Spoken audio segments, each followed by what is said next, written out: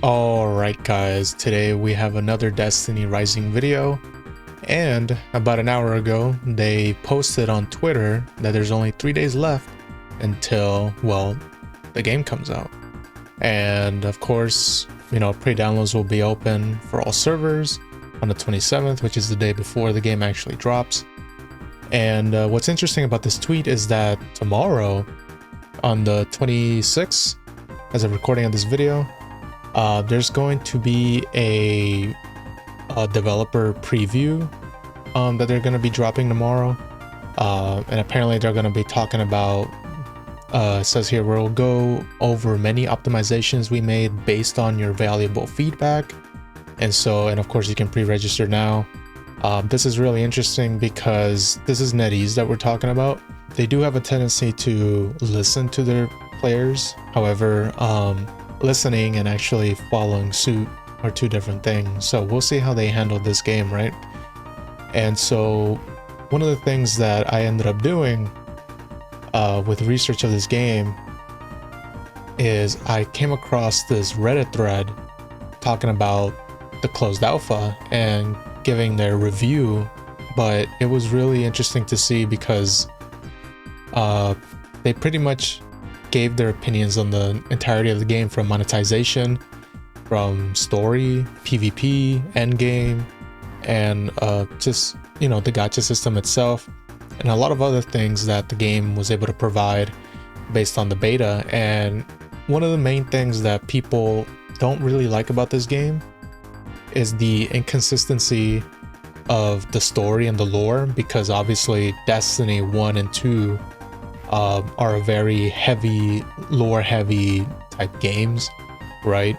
A lot of people that play the game for a long time are very much, they are very attached to the characters based on the lore. And so when you have Destiny Rising, a game that's non-canon to the main timeline, to the main story, it can create some rifts and some, a lot of confusion. And so that's one of the main problems that people have with the game. Now, of course, I didn't play the beta, so I don't really know what the story is about or anything like that, but I used to play Destiny for a very long time, until recently I stopped playing. But I do know that story is one of the main things that people are always looking forward to when it comes to the franchise. And Destiny Rising, one of the main problems that people have is the weird and consistent storytelling. And of course, another thing that people weren't really too fond of is the portrayal of some of the actual canonized characters, like for example Ikora Rey. Her gameplay just doesn't really seem to fit the way her lore is portrayed. And of course that is something that we'll just have to wait and see when the game actually comes out. I mean, hopefully this video that comes out tomorrow will address a lot of these things that people have concerns with, right? And it's mainly the story. And I know that they also used AI voiceovers, I think, but I think that's mainly like placeholders until they actually have actual voices for the game. So we'll see what ends up coming up with that. And also another thing people were talking about is that the battle pass has exclusive exotic weapons.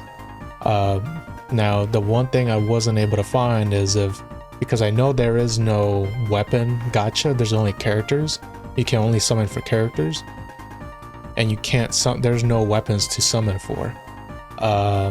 However, this is a weird thing because the battle pass, you have to pay for it, right? I believe it's $10. And if it's going to carry an exclusive exotic weapon that you can't grind, then that is going to be a problem, because what if they end up putting something like Gallowhorn for the battle pass and you have to pay for that, right?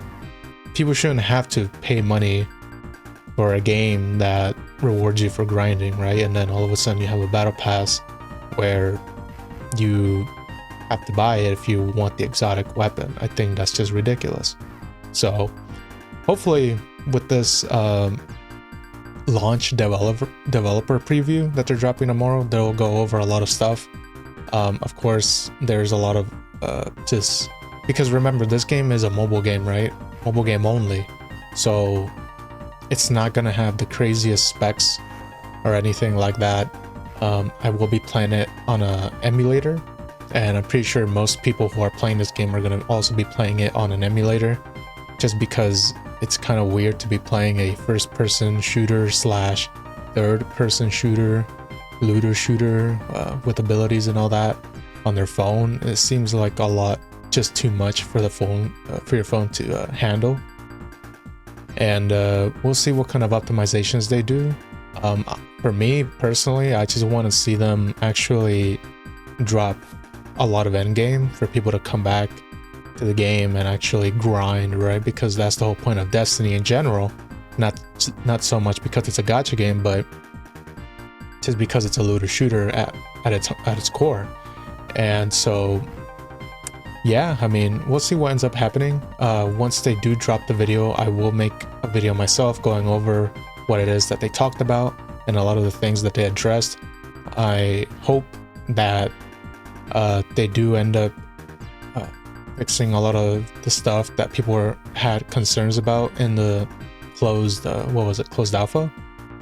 And yeah, but as of right now, that's about it. And I'll see you guys tomorrow when they drop the video.